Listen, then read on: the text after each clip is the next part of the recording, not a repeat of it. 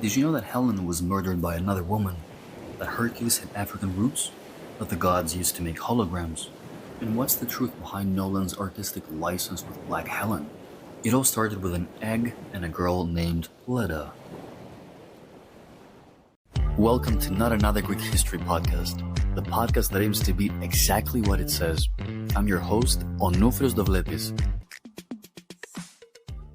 So guys, welcome to today's episode. It's going to be truly epic, like the Odyssey itself and the movie itself, I'm sure. So let's dig in. Who was Leda? Mythology says she was the beautiful queen of Sparta, married to King Tyndareus. Of course, Zeus fell madly in love with her. I always say this to tourists. Every myth that respects itself, let's say, begins with the phrase, when Zeus cheated on his wife, something bad happened. So to get close to her without Hera, his wife, noticing, he took the form of a white swan. That man's imagination, just in order to get laid, knew no limits. I mean, God bless him. He approached Leda by river, and that's where their love was consummated. In some versions, Leda actually slept with her husband that same night to make things more complicated. The result of this mythical romance is beyond anything you can imagine. Leda laid eggs. 2 eggs. From one hatched Clytemnestra and Castor, children of the mortal husband, and therefore mortal themselves, and from the other one, Helen and Pollux, children of Zeus and therefore immortal. So this mythical family is back in our lives today through Homer's timeless epic and Christopher Nolan's mind. The famous director took the classic epic, written in the 8th century BC, which means this is the beginning of European literature. Hard word for me, by the way, to pronounce. And he turned it into, I'm sure, a blockbuster, which premieres now. Today it's July 15th, by the way. And it will have likely a much bigger reach than any other adaptation of the Odyssey ever made. The film cost at least $250 million, which is the most expensive movie made by Christopher Nolan. Roughly $7 million out of that came from Greece itself. I know it's not a lot of money, but even Greece contributed. Completely unrelated to this production, but I actually played in a dramatized documentary about Odysseus back in 2017. It was called Myst. That would be MYST. Don't even ask me why. I never figured that out. I'll just say we run races naked. Now that's dedication to authenticity, Mr. Nolan. What's really unbelievable to me is that to bring Homer's mythical creatures to life, like the Cyclops, they actually built a humanoid animatronic about 18 meters tall, if what I found is true, which means it's huge, so that the actors could have something real to interact with on set. And they also built an 11-meter Trojan horse. Worth noting that in English and not in Greek, both the horse and Helen have become known as of Troy. So you say Trojan horse, Helen of Troy. In Greek, we don't say that. We say Durios hippos, wooden horse. So hippos is the word horse. Hippo, you say in English, hippopotamus comes from that. That's a different story. Or we say Orea Eleni, that's beautiful Helen, or fair Helen, I've heard as well, but not of Troy. She was not from Troy. She was from Sparta. Nolan also traveled to 7 countries. Now, that's a real Odyssey. Italy, Iceland, Morocco, Scotland, Malta, Western Sahara, and thankfully Greece too. Specifically, they went to Corinth, which actually we visit during one of my tours, and they also went to the south in Pylos and Methoni. I don't think they went to Sparta itself, though. I think they should have had something in the actual setting of Sparta. Malta gets used a lot for these things, by the way. Fun fact, the only American film I've ever appeared in so far, which is called Fuck Valentine's Day with Marisa Tomei. It was set in Greece, but filming happened entirely in Malta, and it supposedly had Greek characters, except the only actual Greek in the film was me. Of course, even though the Odyssey was filmed partly in Greece and is about Greek history and Greek mythology, there isn't a single Greek actor in it. Christopher, are you listening? Give me a call. Come on. I'm saying history, by the way, on purpose, so that we don't forget the Trojan War actually happened. Let's not fall into the trap of dismissing it as just mythology.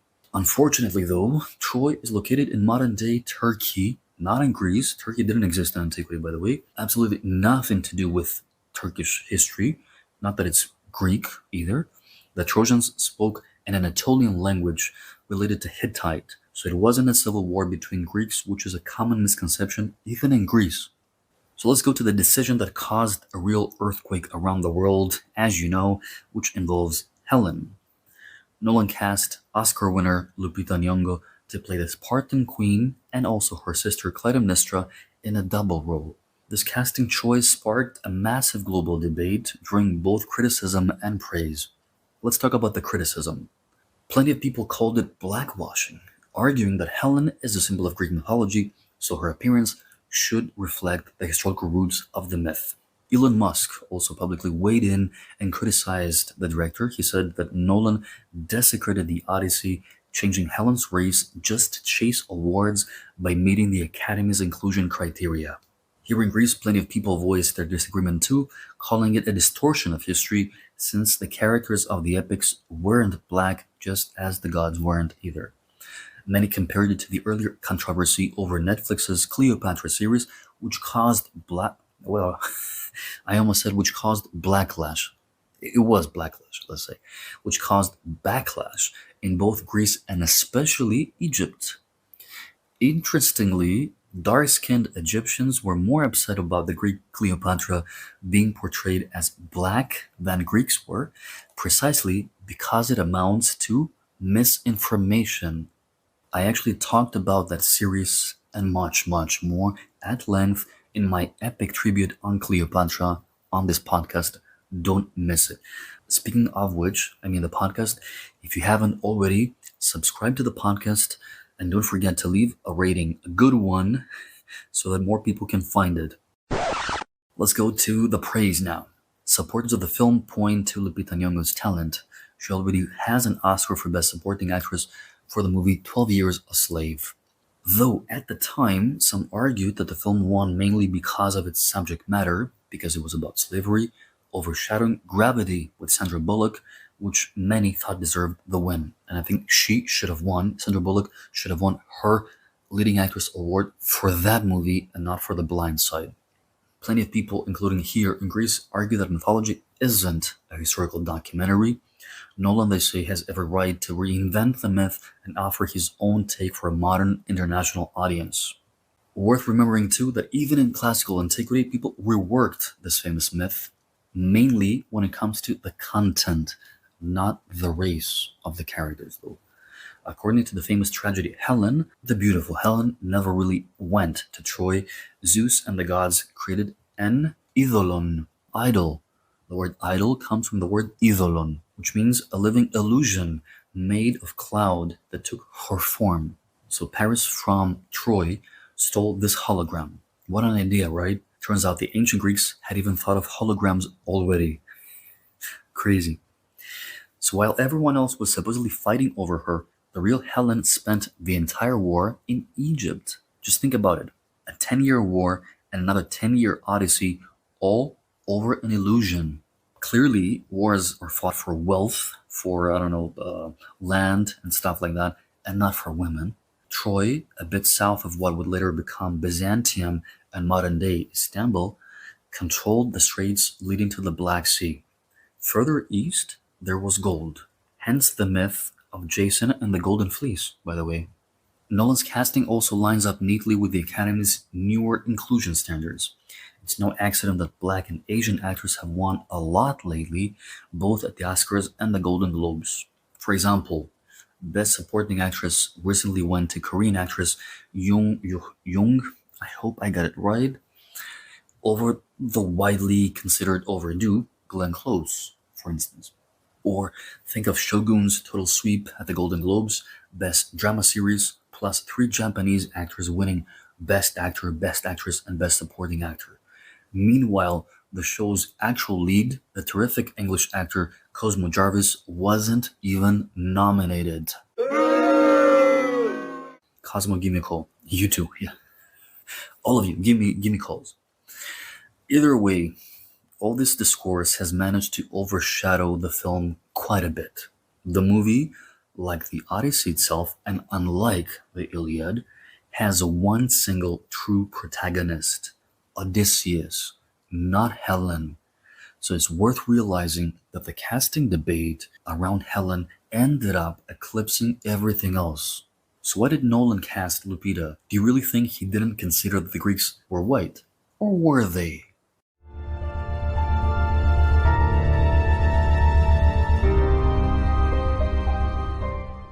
What does Greek mythology itself actually say about this? The ancient Greeks closely tied their own origins to darker skinned peoples, especially from Egypt, Phoenicia, which is modern day Lebanon, and Ethiopia.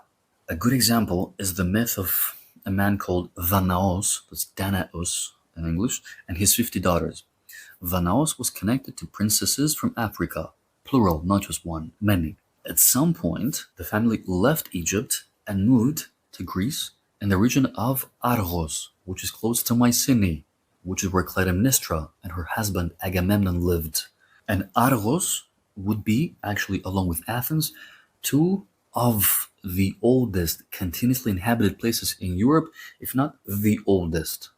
And in fact, the people of that region took the name Danaans, that would be Danaans, from Danaos, so in Greek, Danae, a name that Homer uses as a synonym for the Greeks themselves. Hence the famous line, "Beware of the Greeks bearing gifts." In Greek and in Latin as well, which it was in the first place, the phrase mentions the word Danae, Danaans.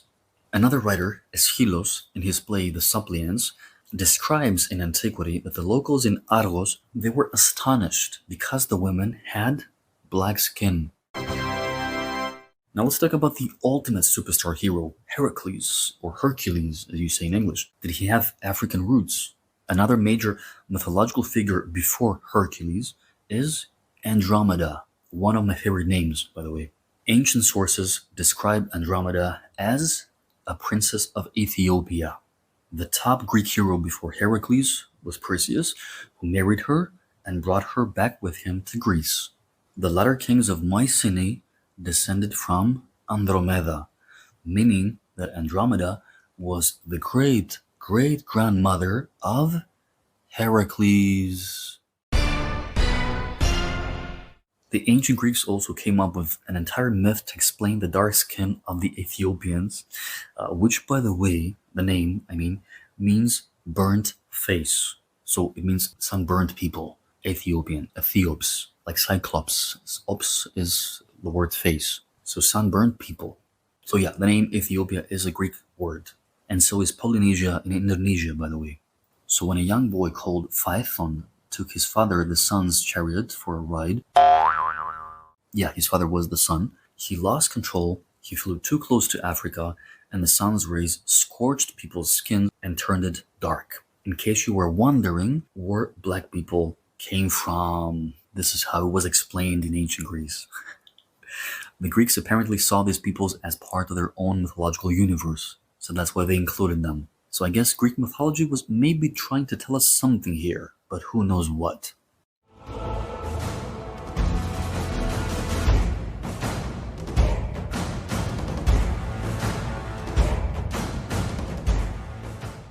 Was Nolan trying to stir up controversy on purpose?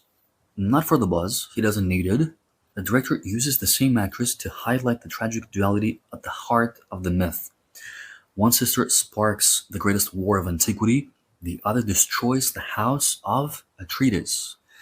By the way, yes, this is the same family whose name we have in the Dune books and movies. I've made a great episode about this, Dune in Ancient Greece. Don't miss it. It's going to be in this episode's description. So just consider, setting aside the world wars that humanity has gone through in the last 100 years, the Trojan War is the single most talked about war in the planet's history, thanks entirely to Homer. So casting a black actress in this role is causing, fittingly for a Helen, a whole world war of its own, even today. And then there's more controversy from the actress herself, because she criticized Homer for focusing mostly on men rather than women, saying that the film ultimately gives women far more screen time than Homer ever did. But the Odyssey is actually the epic where female characters shape the hero's fate more than in almost any other story, whether wisdom, loyalty, charm, or danger. And it shows all of those aspects for all of those incredible female characters. Let's have a look at some of them.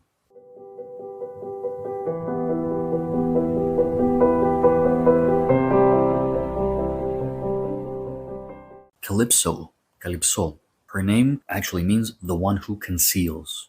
Calypto in Greek means cover. Apocalypto is uncover, reveal. Hence the apocalypse, or the name Apocalypto for Mel Gibson's movie. This name fits her perfectly since she kept Odysseus hidden from the rest of the world for years on her island, whose exact location has not been identified.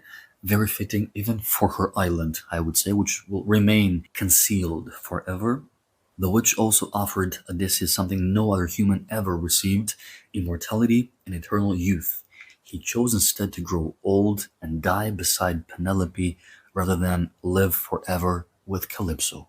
I mean, what else do you want from your man? Other women who shaped Odysseus' fate: Circe.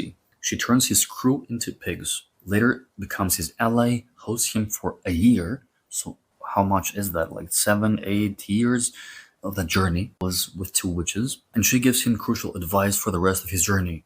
She's the one who warns him about the sirens. Sirens now were famous mythical creatures, half bird, half women, and with their enchanting song, they lured the sailors to their deaths. It makes sense. They were birds, so they were basically singing like birds. With Circe's advice, Odysseus becomes the only man to hear the sirens' song, essentially the call of death, and survive. Then we have Nausicaa, a princess from an island who finds the shipwrecked Odysseus, takes care of him, and leads him to her father's palace. Athena, the goddess, advises him, saves him, disguises him as a beggar. Euryclea, his elderly nurse, recognizes him by a scar in his leg, but keeps his identity secret. Then we have Andiclea, Odysseus' mother, and one of the most moving figures in the whole Odyssey. Odysseus descends into Hades to consult the seer Tiresias. In the underworld, he meets his mother's shadow and only then learns that she has died. She tells him about the situation back in Ithaca and about Penelope's loyalty. Odysseus tries 3 times to embrace her, but her shade slips through his arms each time, which is a powerful image, of course, of the unbridgeable gap between the living and the dead. Obviously, we have Penelope herself, the ultimate symbol of the faithful wife, holding off over 100 suitors for 20 years. Now, that's an achievement. Her name likely comes from the word pini, meaning thread for weaving, which has to do with her weaving something for 20 years. Or possibly it comes from Penelopes, a type of duck, which again has the word ops in it. But that's a different story again. She and Odysseus had only lived together for a single year, with baby Telemachus already born, before he left for war. And Odysseus himself had told her to remarry if he didn't return. Think about this, they lived together only for a year, and she waited 20.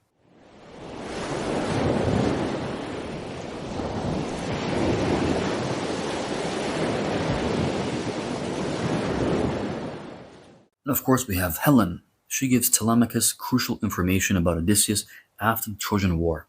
So maybe the actress's comment about Homer's limited screen time for women missed the mark a little, but she did give us the perfect excuse to run through quite a few of them here.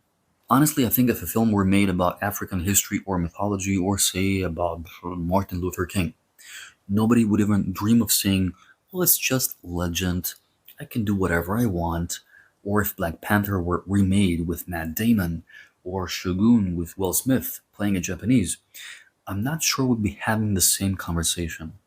And personally, I don't think creative freedom gives anyone a blank check to rewrite any story however they like. If you want to make something based on or inspired by the Odyssey, go for it. But if you're calling it the Odyssey, it should actually be what Homer wrote. That's just my opinion. Nolan's Odyssey isn't getting criticized for adapting the story. It's getting criticized for changing the character's race. I haven't heard complaints about anything else. Everything we've been hearing about is Black Helen, Black Helen, Black Helen. But suddenly, some people want to frame it as anyone saying anything negative is only saying it in bad faith. What do you think about this casting choice? Let me know in the comments, and don't forget to subscribe and hit the bell so you get notified about new episodes. For me, the real reimagining of this myth happened back in 1981 with the French-Japanese animated series Ulysse 30 ans. I have an amazing French accent, by the way. Ulysses 31, which is my favorite childhood cartoon. Odysseus and Telemachus wander through space, tormented by the gods. Telemachus, by the way, I'm just saying, means someone who fights from afar, from distance. Tele is always the word distance in Greek. Hence the word telephone, which means voice from a distance. That's why when you say phone, it just means voice. It doesn't mean the device. So that one is clearly a reimagining and adaptation of the Odyssey, since it's even set in space, like in the year 3000 something, unlike what Nolan is doing today. So Christopher Nolan has directed a genuine epic worthy of Homer's own. Just consider the production used over 600,000 meters of IMAX film, one of the largest amounts of film ever used on a single movie.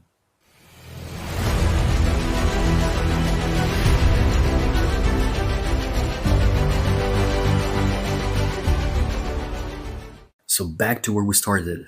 Since this episode ended up being mostly about women, sparked not by Odysseus, but by Helen and Lupita, as I said, they overshadowed everything in the end. Have you ever wondered what happened to Helen and her mother, Leda, after all this drama? Leda's ending actually was tragic. First, she lost both her sons, Castor and Pollux. Then Helen left for Troy, while Clytemnestra, her other daughter, fell into an endless cycle of bloodshed in Mycenae, eventually being murdered by her own son. Ancient writers like Euripides say that Leda couldn't bear the shame and grief over her family's misfortunes, so she put a noose around her neck and ended her own life.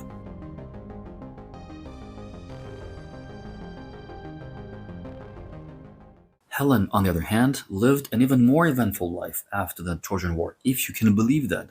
More eventful. Menelaus, her husband, forgave her and brought her back with him to Sparta. Well, forgave her for what exactly, who knows, since, according to the myth, the whole thing was the result of Helen being abducted by Paris, the prince of Troy, a plan that was orchestrated by the goddess Aphrodite herself. She's the one who's responsible for this craziness that we're talking about even today. Let's just blame the whole thing on freaking Aphrodite, okay? But getting home wasn't easy for Helen and her husband. Of course, it couldn't be easy. They had their own Odyssey to survive. In the Odyssey by Homer, Menelaus and Helen are said to have wandered the seas for 8 full years. Homer says the winds and fate carried them to Cyprus, Phoenicia, Libya, and Egypt. The usual suspects, again, those countries. Their return was delayed because Menelaus forgot to make the proper sacrifices. The gods punished them, trapping them on the island of Pharos off the coast of Alexandria. That would be the island where the lighthouse used to be. And Pharos, the word for the name of the island, is eventually the word that we use in Greek for lighthouse, and also in French, I'm sure, and I'm not sure how many other languages use that. So, remarkably, the two most famous Greek queens, Helen and Cleopatra, both crossed paths with that very same spot, even though a full millennium separated them. Back in Sparta now, Menelaus and Helen ruled together for many more years. In fact, Homer shows Telemachus visiting them, and that's why she's in the movie. The queen doesn't know who the young guest is, but the resemblance shocks her instantly, and she says something like, "This must be Odysseus' own son, Telemachus. He left him as a baby at home when you Greeks set out for Troy because of me, because of a shameless woman." Notably, Homer has her describe herself here as shameless. Boo, Homer. It wasn't her fault, okay? She shouldn't be taking responsibility for this. It was the gods. But what happened after Menelaus died? The myths give us two completely different endings. The first version says that as soon as the king died, an illegitimate son of Menelaus drove Helen out of Sparta. She fled to the island of Rhodes, seeking protection from her friend Polyxo. But Polyxo secretly hated her because her husband had died at Troy because of Helen. So the servants of Polyxo seized Helen while she was bathing and hanged her from a tree. The second version says Helen never experienced death like an ordinary mortal at all. Apollo swept her up to Olympus, where she lived forever alongside her brothers, the Dioscuri, the Gemini. Those are the Gemini, her brothers, Castor and Pollux, and they watched over sailors as constellations in the sky. Another variation has her spending eternity on the White Island in the Black Sea, White Island, Black Sea, okay, as the wife of Achilles, where the souls of the two greatest heroes were united forever. Yeah, okay, that last version kind of overdid it, but okay, anyway, it's Greek mythology. So that's it for today's episode. As I've said, subscribe, hit the bell, share your thoughts in the comments, share with your friends, spread the word, spread the love. Thank you for listening. Until next time, this is Onoufiros Dovletis signing off from Not Another Greek History Podcast.